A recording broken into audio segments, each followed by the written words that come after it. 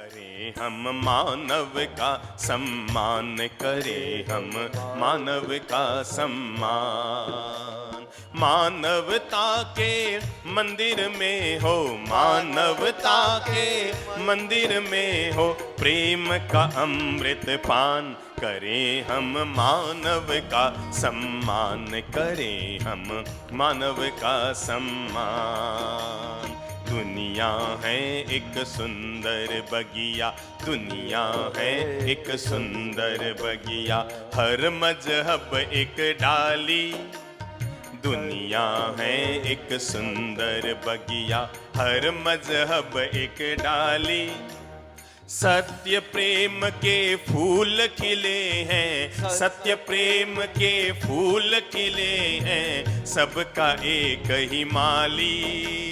सत्य प्रेम के फूल खिले हैं, सबका एक ही माली। हिंदू मुस्लिम जैन ईसाई, हिंदू मुस्लिम जैन ईसाई, सबका एक ही गान। करें हम मानव का सम्मान, करें हम मानव का सम्मान।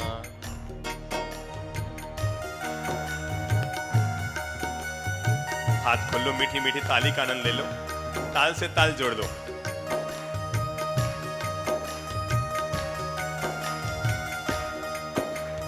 हर प्राणी है प्रभु की प्रतिमा,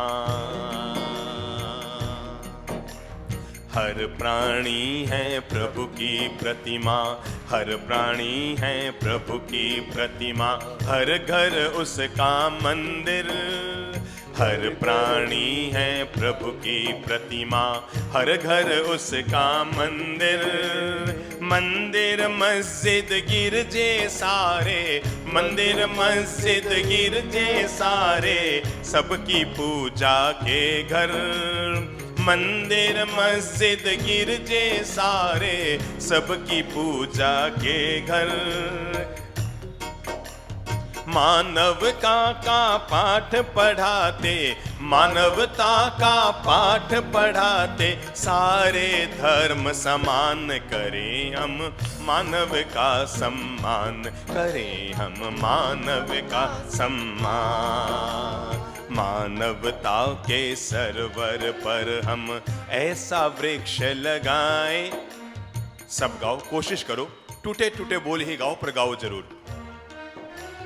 मानवता के सरवर पर हम ऐसा वृक्ष लगाएं, छाया दे जो पथहारों को, छाया दे जो पथहारों को, सबकी प्यास बुझाए। भूखों को भोजन दे कर ही, भूखों को भोजन दे कर ही पूजे श्री भगवान। करें हम मानव का सम्मान, करें हम मानव का सम्मान। मानव है हम हर मानव का मिलकर बोझ उठाए। मानव है हम हर मानव का मिलकर बोझ उठाए। मानव है हम हर मानव का मिलकर बोझ उठाए। अरे मानव ही क्यों हर प्राणी की, मानव ही क्यों हर प्राणी की सेवा स्वयं संभाले। मदद करे जो दीन दुखी की, मदद करे जो दीन दुखी की, वो सच्चा भगवान। करें हम मानव का सम्मान, करें हम मानव का सम्मान। चंद्र सभी का खून एक है, सब बोलो।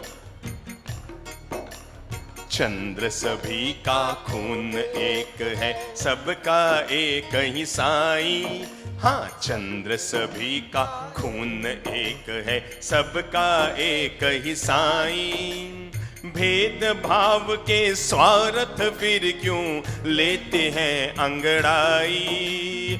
भेद भाव के स्वार्थ फिर क्यों लेते हैं अंगड़ाई। सबको गले लगा कर साधें, सबको गले लगा कर साधें, मानव धर्म महान करें हम, मानव का सम्मान करें हम, मानव का सम्मान। मानवता के मंदिर में हो, मानवता के मंदिर में हो, प्रेम का अमृत पान करें हम, मानव का सम्मान करें हम, मानव का सम्मान करें हम, मानव का सम्मान।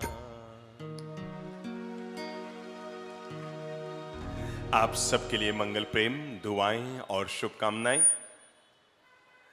आज का बहुत प्यारा सा बिंदु है, वर्तमान युग में धर्म का प्रैक्टिकल स्वरूप क्या हो सकता है। कोई कहता है कि धर्म के नाम पर मंदिर जाकर चंदन की टीकी लगाओ, और कोई धर्म के नाम पर कहता है कि मंदिर मत जाओ। कोई कहता है कि धर्म के नाम पर मुपत्ती बांधकर सामायिक करो, और कोई कहता है ना ना ना ना ना ना ना ना ना ना, मुपत्ती मत बांध लेना, तुम्हें दोष लग जाएगा। कोई कहता है कि चंदन की तिलक यूं लगाओ, कोई कहता है यू मार्क लगाओ, और तमिल वाले कहेंगे पूरी की पूरी ललाट पर चंदन लगा लो। कोई कहता है गले में कंठी माला धार लो, कोई कहता है जनेऊ धार लो, कोई कहता है पांव में खड़ाऊ पहन लो, कोई कहता है जटाएं लंबी कर लो, और कोई कहता है बाल हाथ से तोड़कर नीचे उतार लो। पग पग पर आदमी के सामने धर्म के नाम पर प्रश्न खड़े होते हैं कि आखिर इंसान के लिए इंसान का धर्म क्या हो सकता है। कोई ये कहता है, कोई ये कहता है, कोई कहता है ऐसा करो तो धर्म होगा, कोई बिल्कुल उसका उल्टा कहता है कि वैसा करो तो धर्म होगा। अरे कितनी विचित्र व्यवस्था है। कोई कहता है चींटी को बचाओ तो धर्म होगा, और कुछ लोग इतने नादान हो जाते हैं जो धर्म के नाम पर किसी जानवर की बलि देने को भी धर्म मान लेते हैं। सब धर्म के अलग अलग रूपाए बन जाते हैं, अलग अलग स्वरूप बन जाते हैं। धर्म तो इंसानियत का मंदिर खड़ा करने की प्रक्रिया है। मुझे कोई पूछे धर्म क्या है, धर्म तो सात्विक जीवन जीने का मार्ग है। निर्मल जीवन जी लो, पवित्र जीवन जी लो, शांति का जीवन जी लो, हमें भी सुख पहुंचे और हमारे द्वारा दूसरों को भी। एक बार याद करो तो वो 4 शब्दों के भगवान महावीर के अमर सिद्धांत को, और वो है जियो और। इसका मतलब ये नहीं है कि आप पियो, और इसका मतलब है जियो और जीने दो। मैं तो कहूंगा इस सिद्धांत को 4 कदम और आगे बढ़ाओ। महावीर कहते हैं जियो और जीने दो, मैं कहूंगा खुद भी प्रेम से जियो और दूसरे लोग सुख से जी सके, अपनी ओर से ऐसी व्यवस्थाएं उनको दो। यह है धर्म का कदम। खुद भी सुख से जियो और अपने द्वारा दूसरे लोग भी सुख से जी सके, प्रेम से जी सके, मिठास से जी सके। धर्म केवल एक व्यवस्था नहीं है। पहली बात मैं आपको यह बता दूं, धर्म केवल एक व्यवस्था नहीं है कि हम इतना इतना करेंगे तो ही धर्म होगा और इतना इतना नहीं करेंगे तो धर्म नहीं होगा। ऐसा नहीं है कि कोई आदमी मंदिर नहीं गया तो धर्म से गिर गया।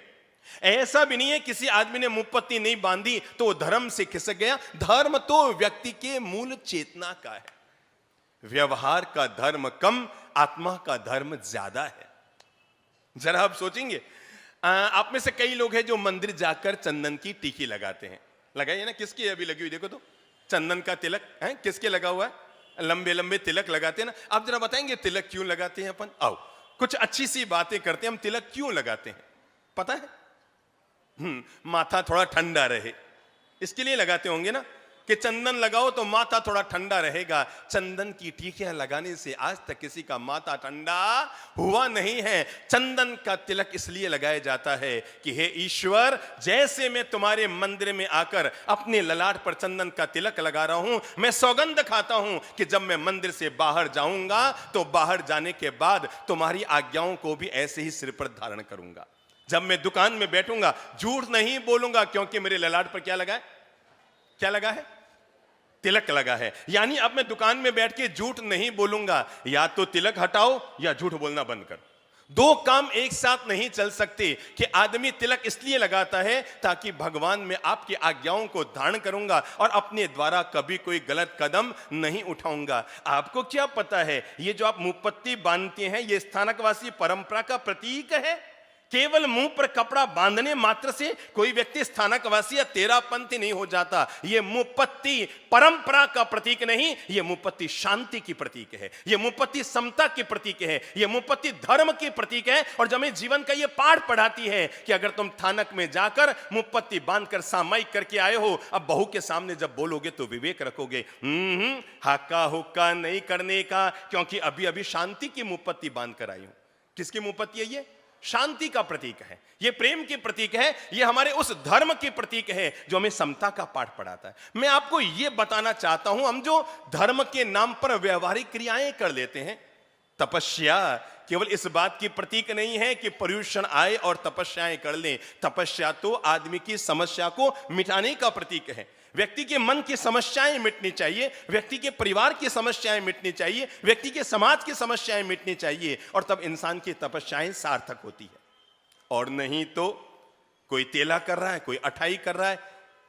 मैं पूछना चाहूंगा, आप में कौन कौन लोग हैं पुरुषों में जिन्होंने कभी मासक्यमण किया है? खड़े होइए तो। कौन है जिसने मासक्यमण किया? हाथ खड़ा करेंगे। दादाजी आपने। और कौन है? अच्छा, अठाई किस किसने किया? अब हाथ खड़ा करो। चलिए खड़े होइए प्रभु जी। हाँ, आप ही को कह रहा हूं मैं। आपको इसलिए खड़ा कर रहा हूं, आपका और मेरा सिर एक क्वालिटी का है दरअसल, ठीक है ना? तो आपने अठाई की, कितने साल पहले की? 6 साल से अठाई कर रहे हैं। जरा आप एक बात बताएंगे, अठाई कब करते हैं? पर्यूषण में। आप मुझे एक बात बताएंगे, क्या पर्यूषण से पहले भी आपको गुस्सा आता है? Yes no? पर्यूषण से पहले आपको गुस्सा आता है साल भर में? आता है। और पर्यूषण के बाद आगे वाले साल भर में आता है? एक बार अपने आप से पूछे, फिर 28 ने आपको क्या परिणाम दिया? अगर 28 से पहले भी हम गुस्सा कर रहे थे, मक्का किया, हज किया, बन के आया हाजी, और आजमगढ़ में जब से लौटा फिर पाजी का पाजी। हमारी हालत ऐसे है, पर्यूषण के पहले भी जिनसे हमारी बोलचाल बंद थी और पर्यूषण के बाद भी उनसे हमारी बोलचाल बंद है। सोच सोच कर सोचें, अरे एक बार किनारे जाने दो चौथ को, और एक बार किनारे जाने दो पंचमी को। ये झगड़ा तो बाद में ठीक करेंगे, पहले अपने मन को समझ लो कि पर्यूषण के पहले भी जिनसे हमारी बोलचाल बंद थी और पर्यूषण के बाद भी उनसे हमारी बोलचाल बंद है, तो एक बार पूछो कि संवत्सरी के प्रतिक्रमण ने हमें क्या परिणाम दिया। मैं भी अपने आप से पूछूं, आप भी अपने आप से पूछें कि हमने तेला भी किया पर झमेला कहां मिटा? तेला तो कर लिया पर झमेला ना मिटा पाए, मासक्यमण कर लिया पर क्षमा को न जी पाए, अठाई तो कर ली पर भीतर में ना उतर पाए। पहले भी गुस्सा आता था और आज भी यस नो? आता है। जोर से आता है, और जोर से आता ये है। कौन बोल रहा है? जो आदमी हर पर्यूषण में अठाई कर रहा है। मैं आपको यह बताना चाह रहा हूं, जैन धर्म ने जो तपस्या का स्वरूप दिया है, बड़ा महान स्वरूप है। मैं प्रणाम करना चाहूंगा उन लोगों को जो लोग अपने जीवन में मासक्यमण की तपस्या करते हैं, अठाई की तपस्या करते हैं, तेला उपवास करते हैं। मेरे भाई, एक समय पीने के लिए चाय न मिले तो माथा हिलने लग जाता है। कल्पना करो कैसे वे लोग मासक्यमण करते होंगे। और प्रणाम करो उन चरित्र आत्माओं को जो 50-50 साल, 70-70 साल से अपने जीवन में संयम जीवन को धारण करते हैं। पर मैं आपको यह बताना जरूर चाहूंगा, इन सब के पीछे जो उद्देश्य है उसको हम जरूर देख लें। हम एक शहर में थे, चेन्नई नहीं था। हम एक शहर में थे, एक महानुभाव आए, कहने लगे, बाप जी मारे 26 उपवास है, पचक खाने के लिए घर चलिए। हम उनके घर गए और हमने जाकर देखा कि पूरा घर भरा हुआ था। थोड़ा गांव का अमीर परिवार था, संपन्न परिवार था, शहर में उनका नाम चलता था, तो तय है। अच्छा, तपस्या की साता भी चेहरा पूछ के पूछी जाती है, चेहरा देखा जाता है। भाई किसके घर में मासक्यमण है? कोई ऐसे ही सामान्य घर में है तो उसके साता पूछने के लिए पड़ोसी भी नहीं आते, और कोई करोड़पति के घर में अगर अठाई है तो पूरे गांव वाले इकट्ठे होकर आते हैं, चलो भाई साता पूछने चलो, चलो भाई साता पूछने चलो। वो कोई तपस्या की साता नहीं है। सीधी सादी बात है, कलेक्टर का कुत्ता मरेगा ना तो उसके शव यात्रा में 2000 लोग आएंगे, पर कलेक्टर खुद मरेगा तो 200 भी इकट्ठे नहीं होंगे। तो हमें लेकर गए, देखो खूब नाश्ता चल रहा है, कढ़ाइयाँ चल रही है और बाहर में नाश्ते बन रहे हैं, चाइयाँ बन रही है, प्लेटें सजी हुई है, लोग आ रहे हैं, तपस्या की साता पूछ रहे हैं। हम अंदर गए, मंगलिक सुनाई। तपस्वी एसी रूम में बैठी थी, कोई उनके यूं पाँव में घी लगा रहा था, ये वो खूब ताम झाम चल रहे थे, और बाहर खूब नाश्ते चल रहे थे, खूब भीड़, मतलब 200-500 लोग वहां थे। मंगलिक सुनाई, पचखान कराए, मैं बाहर निकला, उनके तीनों बच्चे हमारे साथ थे। मैंने कहा भाइयों क्या माजरा बना रखा है यार, आपके घर में मासक क्या बने हैं, और ये तो रसोई कढ़ाई यार, नाश्ते, पानी, चाय, कॉफियां, वो कॉफी के लिए वो आए हुए थे स्पेशल, वो ब्याह शादी में आप लोग जाते हैं ना, तो होते हैं ना कॉफी वगैरह के लिए गरमा गरम, और सब लगे हुए थे। कहा बाप जी गांव में थोड़ा नाम चलता है, इतने लोग आ रहे हैं साता पूछने के लिए, सुबह से सांझ तक जमावड़ा लगा रहता है साता पूछने वालों का, तो फिर सब नाश्ता रास्ता करना ही पड़ता है, लोग तो आएंगे ना साता पूछने बाप जी। मैं उपाश्रम में पहुंचा, मैंने उन तीनों बच्चों को अपने पास बुलाया, मैंने कहा एक काम करना, 3 दिन के लिए अब नाश्ता बंद कर दो, मैं 100 मालाएं आपको दे रहा हूं, और घर लेके जाओ, और जो भी साता पूछने आए ना उसको कहना बैठिए साहब एक नौकार मंत्र की माला जप लीजिए। हाँ, उन्होंने कहा ठीक है बाप जी। गए, नाश्ता पानी बंद किया, और 100 नौकार मंत्र की मालाएं रख दी कि अब जो भी आए उसको बोलो कि भाई नौकार मंत्र की माला जप ले। जब उनका 30वां दिन था तो फिर मुझे लेकर गए पचक खाने के लिए। मैंने देखा पूरे घर में मैं, वो तपस्वी और उनके 3 बेटे बहू के अलावा कोई नहीं था। मैंने कहा क्या हुआ? कि बाप जी माला का चमत्कार हो गया है। ये माला का गजब चमत्कार हो गया। मैं आपको ये बताना चाह रहा हूं, हम लोग तपस्या करते हैं, बहुत अच्छी बात है, किस्मत वाले होते हैं जिनके जीवन में तप का उदय आता है। मेरे भाई, माना अमेरिका बहुत आगे है, पर मैं आप लोगों को एक भारत का गौरव बढ़ाते हुए बात कहूंगा, माना कि अमेरिका बहुत आगे है, पर अमेरिका धन में आगे है और हमारा भारत धर्म में आगे है। अमेरिका धन में आगे हो सकता है, पर हमारा हिंदुस्तान धर्म में आगे है। और याद रखना, सुंदर लोग, संपन्न लोग और सत्ता वाले लोग तब तक पूजे जाते हैं जब तक वो जीवित हैं। कौन कौन लोग? कौन कौन लोग? नंबर 1 सुंदर लोग, नंबर 2 संपन्न लोग, और नंबर 3 सत्ता वाले लोग तब तक पूजे जाते हैं कि या तो उनके पास वो चीज है या वो जीवित है, तब तक उनका नाम चलेगा। पर त्यागी लोग, तपस्वी लोग, धर्मात्मा लोग, महावीर इसलिए नहीं पूजे जाते कि वो सुंदर थे, महावीर इसलिए नहीं पूजे जाते कि वो राजकुल में पैदा हुए, महावीर इसलिए नहीं पूजे जाते कि उनके पास समृद्धि थी, महावीर इसलिए पूजे जाते हैं क्योंकि उनके पास त्याग, तपस्या और धर्म हुआ था।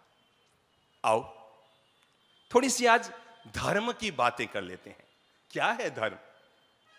क्रोध का वातावरण आया, ये धर्म है कि अधर्म?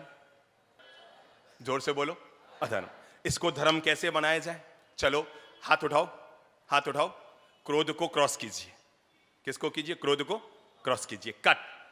क्रोध के अधर्म को जीवन से निकालते हैं, अब नया धर्म जीवन में जोड़ते हैं। क्रोध के अधर्म को हटाने के लिए कौन से धर्म को प्लस करना पड़ेगा? बोलो बोलो, किसको किसको किसको टिक कीजिए? किसको राइट करेंगे? हैं? क्षमा को। क्रोध करना अधर्म है, क्रोध के वातावरण में क्षमा को पैदा करना, इसी का नाम धर्म है। जीवन में किसी पराई वस्तु को देखकर लोभ पैदा होना, यह धर्म है कि अधर्म? 1000 का 2000 का नोट पड़ा था, किसी के सोने की चेन पड़ी थी। मेरे भाई साहब, मैं तो एक बात हमेशा कहा करता हूं, हम लोग बहुत ईमानदार हैं। मेरे भारत के लोग जितने ईमानदार हैं, पूरी दुनिया में इतने ईमानदार लोग कहीं नहीं मिलेंगे। मैं ये बात बड़े गौरव से कहता हूं कि हम लोग बहुत ईमानदार हैं, पर तभी तक जब तक बेईमानी का मौका ना मिल जाए। बस मौका मिलने पर चूक खा जाए, ये इम्पॉसिबल। तो मैंने कहा लोभ का वातावरण आया है। ये जीवन में क्या आया है? मन में लोभ जगा, पराई वस्तु को देखकर हड़पने की इच्छा हुई, किसी का धन हमारे पास था दबाने की इच्छा हुई, किसी का और कुछ था हड़पने की इच्छा हुई। क्या ये धर्म की अधर्म? धर्म की अधर्म। आओ अधर्म में फिर धर्म का फूल खिलाते हैं। लोभ को कीजिए, अंगुली उठाइए। क्या करेंगे? लोभ को। आज से किसी पराई वस्तु पर नजर डालना बंद। लोभ को कीजिए क्रॉस, टिक कीजिए संतोष को। क्या है धर्म? क्या है धर्म? लोभ के वातावरण आने पर भी आपने संतोष कर लिया कि जो मुझे भगवान ने दिया है, जो प्राप्त है वो पर्याप्त है, और इस मंत्र को आपने जीवन में जी लिया, जीवन की बाजी जीत गए। आपको कोई बहुत बड़ा पद मिला और भीतर में क्या जगेगा? अहंकार। तो भीतर में अहंकार जगना धर्म है कि अधर्म है? अधर्म है। चलो अंगुली उठाओ। आज से अधर्म को, अहंकार को क्या कर रहे हैं? क्या कर रहे हैं? क्रॉस। लाओ अपने जीवन में धर्म का गुण, और वह आज से मैं सरल बन रहा हूं। सरलता को टिक कीजिए और अहंकार को सामने कोई सुंदर लड़की, सुंदर महिला नजर आई, आंखों में क्या हुआ? मैंने सुना है रावण के सिर 10 थे, तो आंखें कितनी थी? 20 थी। रावण के सिर 10 थे और आंखें 20 थी, पर ताज्जुब की बात, नजर एक औरत पर थी। पक्की बात है ना? किस पर थी? रावण के सिर 10 थे, आंखें 20 थी, पर नजर एक औरत पर थी। हमारे सिर एक है, आंखें 2 हैं, नजर हर औरत पर है। सोचो असली रावण कौन है? एक बार दिमाग में ले लो, असली रावण कौन है? वो वाला रावण की ये वाला रावण जो हमारे भीतर पनप गया है। तुम, मैंने कहा अधर्म को क्रॉस कीजिए, और वो है हमारे भीतर। अगर किसी सुंदर दृश्य को देखकर विलासिता के भाव पैदा होते हैं, उसको क्रॉस कीजिए, टिक कीजिए। मैं अपने जीवन में संयम के धर्म को अपनाऊंगा, और मैं एक पत्नी, एक पति, या मैं शील व्रत को जीवन में जीने की कोशिश करूंगा, पर अधर्म से अपने आप को बचाऊंगा। दुनिया में बहुत सारे धर्म हैं, अलग अलग रूप रूपाए हैं। हम लोग धर्म की चर्चा बहुत करते हैं, धर्म की बातें बहुत करते हैं। लोग संतों के पास जाते हैं, आधा आधा घंटा, एक एक घंटा, दो दो घंटा धर्म की चर्चाएं करते रहते हैं, पर जब धर्म की चर्या करनी हो तो टाए टाए फिस हो जाते हैं। धर्म बातचीत करने की चीज नहीं है, धर्म तो जीवन में जीने की चीज है। और यह मत समझना कि जब मंदिर में गए तो 15 मिनट के लिए धार्मिक बनेंगे, या 1 घंटे के लिए थानक में गए तो धार्मिक बनेंगे। धर्म तो 24 घंटे के लिए। अगर मैं आपको किसी को पूछूं, चलिए किसके जेब में है नोट? आज मैं नोट फड़वाऊंगा नहीं।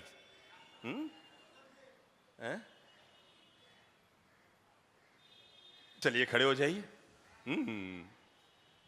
चलो खड़े हो जाओ, निकालो जेब से रुपये, निकालो फटाफट। अगर मैं आपसे, देखता हूं कितने का निकालते हैं, निकाल दो 2000 का, मालूम है मेरा छूते तो है नहीं। अगर मैं आपसे ये नोट मांगूं तो आप मुझे दे देंगे? देखो, मैंने आप में से किसी से की, अब अगर मैं दमड़ी मानूंगा तो आप दे देंगे, और अगर आपके सिर पे पगड़ी और मैं मांगूंगा तो दे देंगे? दे देंगे। अब मैं कहता हूं आप थोड़ी सी 3 इंच अपनी चमड़ी उतार कर दीजिए फटाफट। कौन देगा? कौन देगा? कौन देगा? नहीं ना, नहीं ना। चमड़ी देंगे ना? कोई नहीं देंगे ना? किसी दूसरे की ना उतार दो तो भी बहुत है। मैं आपको यह बताना चाहता हूं, विराजिए प्रभु जी, धर्म दम नहीं है कि जब चाहे जेब में डालो और जब चाहे निकाल कर इस्तेमाल करो। धर्म पगड़ी भी नहीं है कि जब इच्छा हो तो सर पर रखो और जब इच्छा हो तो खूंटी पर टांग दो। धर्म तो चमड़ी है। चमड़ी 1 घंटा नहीं, 2 घंटा नहीं, जन्म से मृत्यु तक हमारे साथ रहती है। और धर्म हमारे चमड़ी की तरह है, जो हर पल हर क्षण हम खाएं तो भी धर्म पूर्वक, बोलें तो भी धर्म पूर्वक, चलें तो भी धर्म पूर्वक, उठें तो भी धर्म पूर्वक। जीवन में जो कार्य हम संपन्न करें, जीवन का हर कार्य धर्म पूर्वक हो। दिक्कत यह होती है, धर्म की बातें बहुत होती है, धर्म का आचरण जीवन में कम हो पाता है। धर्म की बातें हमारे लिए जीवन की महान प्रेरणा लेकर आती है, पर हम जीवन में उनका आचरण बहुत कम कर पाते हैं। एक बार क्या हुआ, एक आदमी, गांव का आदमी था, बीमार पड़ गया। बीमार पड़ गया और गांव वालों ने कहा, भाई तू यहां इलाज कराएगा, तेरा इलाज होगा नहीं, एक काम कर, तेरे अपने पास में ही 60 किलोमीटर पर जयपुर है, तू वहां जयपुर चला जा और बड़े डॉक्टर को दिखा कर आ जा और इलाज करा के आ जा।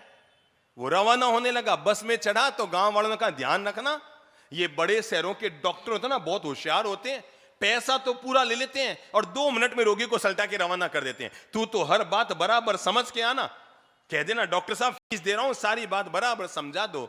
गांव वाला रोगी शहर में आया, जयपुर में, और आकर डॉक्टर के पास गया। डॉक्टर ने जांचा वांचा ये सब किया और कहा, चल तुझे तो भाई बुखार है, शरीर में जम गया है और तुझे मलेरिया हो गया है, एक काम कर, ये 2 गोली तुम्हें दे रहा हूं, ले जाना और रोज सुबह शाम 2 गोली ले लेना। पर्ची लेके वो निकल गया। 2 कदम आगे बढ़ा कि उसके मन में आया, यार गांव वालों ने कहा था ये शहर के डॉक्टर बड़े होशियार होते हैं, बात को बराबर समझ कर आना। तो उसने कहा, ये तो मैं पूछना भूल ही गया, ये दवाई दूध से लेनी है कि पानी से लेनी है? वो वापस आया और वापस आकर डॉक्टर साहब के पास पहुंचा। हम धर्म के नाम पर क्या करते हैं मैं आपको बता रहा हूं। डॉक्टर के पास पहुंचा और जाकर कहा, डॉक्टर साहब, अरे जरा बताइए कि आपने ये तो लिख दिया कि नहीं है, पर ये दूध से लूं कि अरे भाई किसी से ले लेना, नहीं नहीं मैंने आपको फीस दी है। हाँ ऐसे नहीं होगा, मैंने आपको फीस दी, आपको बताना पड़ेगा दूध से लूं कि पानी से। अरे जा रे यार जा, दूध से ले लेना, बस दूध से गोली लेना। 100 कदम चला और दिमाग में आया यार एक बात तो भूल ही गए, भैंस के दूध से लेनी या गाय के दूध से लेनी है। वो वापस आया और आकर डॉक्टर के पास पहुंचा और जाकर कहा डॉक्टर साहब जरा एक बात तो बताइए, आपने ये तो कहा दूध से लूं, पर भैंस के दूध से कि गाय? अरे बाबा दूध से लेने का, किसी भी दूध से नहीं नहीं नहीं फीस दी आपको। डॉक्टर ने सोचा ऐसा फीस वाला कभी नहीं आया जिंदगी में। कहा ठीक है गाय के दूध से ले लेना। आगे बढ़ा 100 कदम और वापस आया, क्योंकि दिमाग फिर चकराया। घर में 2 गायें हैं, एक सफेद गाय एक काली गाय है। कौन सी गाय का दूध पीऊं, कौन सी गाय का दूध पीऊं? फिर माथा चकराया। आया डॉक्टर के पास, जाकर कहा डॉक्टर साहब ये तो जरा बताओ कौन सी गाय का दूध पीऊं? अरे भाई नहीं नहीं नहीं नहीं मैंने आपको फीस दी है और मेरे घर में 2 गायें हैं। कौन कौन सी? एक सफेद और एक काली। अरे डॉक्टर ने यार नहीं नहीं आपको अच्छा काली का पी लेना। आया 100 कदम चला कि दिमाग में आया ओफो गांव वाले फिर मुझे कहेंगे डब्बू रह गया। मैंने तो पूछा ही नहीं गिलास से दूध पीऊं या प्याले में पीऊं। फिर वो आया, डॉक्टर का माथा चकराया। उसने कहा किसी से नहीं, मैंने आपको क्या दी है? फीस दी है, बताइए किससे पीऊं? डॉक्टर ने उससे 100 रुपये लिए थे, जेब में हाथ डालकर 50-50 के 2 नोट निकाल कर दिए। तू भी जा और अपनी फीस भी लेकर जा। 50 रुपए से दवा खरीद लेना, 50 रुपए से तेरी बस का किराया लगा देना, तू जा यहां से। 50-50 के 2 नोट लेकर निकला। डॉक्टर ने कहा था 50 रुपये से दवाई खरीदना, 50 रुपये से बस का किराया लगा देना। वो वापस आया। मारवाड़ी था, पूरा मारवाड़ी। वापस आया, कहा डॉक्टर साहब। अरे डॉक्टर ने कहा तू फिर आ गया, तेरे रुपये मैंने वापस लौटा दिए फिर भी आ गया। अरे नहीं नहीं आपको बताना पड़ेगा, आपने नोट 2 दिए हैं, कौन से वाले नोट से दवा लूं और कौन से वाले नोट से? जरा एक बार दिलो दिमाग लगाइए, क्या धर्म के नाम पर हम यही सब मन में उफान और तूफान बहस चर्चाएं नहीं करते रहते हैं? जितनी हम धर्म की बातें करते हैं ना, अगर आचरण के नाम पर आएंगे तो धर्म में टाए टाए हमारी फिस नजर आएगी। आओ थोड़ा सा हम धर्म के प्रैक्टिकल स्वरूप को समझने की कोशिश करते हैं। चलो अपने घर चलते हैं। हालांकि अब तक आपने ये सुना है कि धर्म तो मंदिर में होता है, अब तक आपने ये सुना है कि धर्म तो कहां होता है? थानक में होता है। पर अब मैं आज आपको नया धर्म का स्वरूप दे रहा हूं, घर में लेके जा रहा हूं। चलो किचन में चलते हैं और किचन में थोड़े धर्मात्मा बनते हैं। हाँ मेरे भाई, जब चावल भिगो ना तो इस बात का जरूर ख्याल रख लेना, सीधे आओ धर्म को जीते हैं। सीधे चावल में पानी मत डालना, चावल को भी धर्म पूर्वक भिगोना। किसके पूर्वक? अब क्या करेंगे? चलो धर्म पूर्वक चावल भिगोना तो क्या करना पड़ेगा? लाल गंजी वाले, हाँ आप खड़े होंगे बहन, यहाँ खड़े हो जाओ, हाँ खड़े हो जाओ।